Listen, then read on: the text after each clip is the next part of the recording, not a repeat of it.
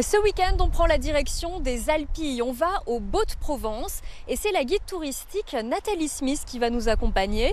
Elle propose des visites dans toute la région avec son van, Merco, c'est son nom. Suivez-moi, ils nous ont donné rendez-vous à Aix-en-Provence. On les rejoint tout de suite. Bonjour Ariane. Eh bien, on va partir pour une belle journée dans les Alpilles avec mon bureau qui se trouve là. Ça me permet d'aller très loin, en confort. Ça me permet également d'avoir beaucoup de bagages à l'arrière, au coffre. Automatiquement, je peux avoir des gens pour plusieurs journées à balader dans toute la région. It's been a long, long time since I've memorized your face. On touche principalement la clientèle qui ne veut pas louer de véhicules et qui ont envie d'avoir un guide à leur expliquer l'histoire et la région. 100% d'étrangers, 99,9% d'Américains. Et le reste, je dirais Singapour, Taïwan, mais finalement ma clientèle, ce sont des Américains. Après une quarantaine de minutes de route, le paysage change et dévoile les étendues typiques des Alpilles et son massif rocheux. On voit une autre végétation, on va voir beaucoup de champs d'oliviers, des truffiers également. Première étape de l'excursion, le moulin Castelas, connu pour la qualité de ses huiles d'olive. D'octobre à fin novembre, la récolte bat son plein. En ce moment, il y a donc une odeur exceptionnelle dans le moulin qui met tout de suite l'eau à la bouche. Ça tombe bien, c'est l'heure de la dégustation. Là, vous allez déguster la nouvelle récolte. Donc on est vraiment sur le nouveau millésime. On va commencer par ce qu'on appelle un fruité vert. J'ai l'image de la tomate mozza. Autre découverte, l'huile aux olives maturée, un savoir-faire multicentenaire qui apporte un goût de beurre et de tapenade particulièrement prisé des grands chefs. Comptez environ 35 € pour un bidon d'1 litre dans ce moulin. Non loin d'ici, Nathalie nous montre un point de vue sur les champs d'oliviers. Au loin, on aperçoit le château des Baux. Baux vient de Baou en provençal, sommet de la montagne. Et donc c'était un château médiéval qui a été développé, construit au XIe siècle par la famille des Baux. C'était la famille qui était maîtresse en fait de toute la région.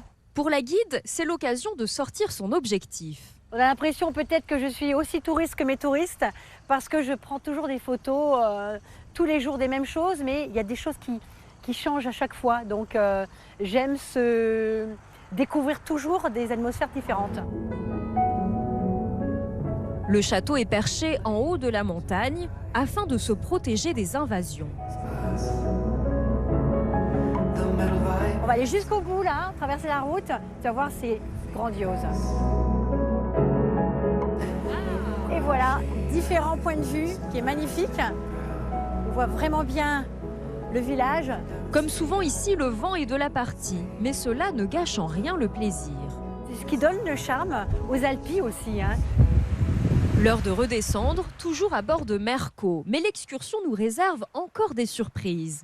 Nous voici devant le site archéologique de Glanum, datant de l'Antiquité romaine. La porte nord, symbole de prospérité de la cité, date du 1er siècle. Malgré les années, le mausolée est dans un état de conservation exceptionnel. On y admire l'art funéraire de l'époque et ses fascinantes scènes de bataille. Nous arrivons à la dernière étape de notre excursion, le centre Saint-Paul de Mosole, où Van Gogh a peint de nombreux tableaux à la fin du 19e siècle. C'est devenu un musée. Saint-Paul de Mosole, c'est l'hôpital psychiatrique où Van Gogh a passé donc 1 an, mais qui est un hôpital encore sur l'arrière du bâtiment. Donc il y a les deux fonctions, musée et hôpital psychiatrique, toujours à l'heure actuelle. Un lieu hors du temps où l'on découvre les paysages qui ont fasciné l'artiste néerlandais. Comptez 7 € pour visiter le cloître et son jardin. Et c'est ici que se termine notre tour avec la guide touristique Nathalie Smith. Elle propose des visites dans toute la région avec sur demande des dégustations, huile, vin, etc. ou encore des cours de cuisine. Nathalie Smith propose aussi d'accompagner des tours en hélicoptère. Ces prestations débutent à partir de 700 € la journée avec un maximum de 8 participants. Vous pouvez la contacter par téléphone, sur WhatsApp ou encore par mail. Restez avec nous, tout de suite on part se restaurer du côté du Var.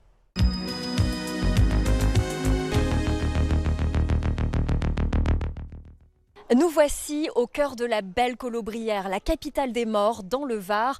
On vous emmène dans l'un des restaurants emblématiques de la commune, l'hôtel-restaurant des morts. Suivez-moi, on va tester tout de suite. Ici, certains clients viennent depuis plusieurs dizaines d'années, parfois même de génération en génération. L'établissement a été créé en 1886 par la famille Borello. Je représente moi-même la 5e génération. On était les premiers aubergistes-restaurateurs de la commune de Colobrières. Ce bâtiment a toujours été un hôtel-restaurant. Mon père est né à l'hôtel, mon oncle est né à l'hôtel, mes parents. Moi, j'ai grandi ici, j'ai fait mes premiers pas ici, j'ai passé ma vie dans ce restaurant. En cuisine, c'est Thierry Locati qui sublime les plats du terroir depuis plus de 40 ans. Une des grandes spécialités, la daube de sanglier à la châtaigne de Colobrières. Sanglier, j'ai fait revenir mes oignons, mon ail, ma viande, j'ai fait cuire au vin rouge, mijoté, sel, poivre, thym, laurier. Thierry tient à une cuisson à petit bouillon durant plusieurs heures, préparée 3 jours à l'avance pour un maximum de saveur. On le sert comme ça, qui est un peu des morceaux de viande, quelques châtaignes de Colobrières. Les châtaignes, si vous voulez, c'est confit dans la sauce, c'est pour ça qu'elles sont bonnes. On le sert avec un petit gratin de pommes de terre et une tomate à la provençale. Tout fait maison. Autre spécialité, la pissaladière et le fromage de tête maison. Moi qui ne suis d'habitude pas une grande fan de ce genre d'abat, c'est une très belle surprise. La pissaladière est tout simplement exceptionnelle avec des oignons confits merveilleusement assaisonnés. Quant à la daube, c'est là encore un sans faute. Les amateurs de plats copieux en auront pour leur argent. Côté prix, le restaurant propose 2 menus, l'un à 24 €, l'autre à 30 €. Hors menu, la pissaladière est à 8,50 €, comptez 11,50 € pour l'assiette de fromage de tête.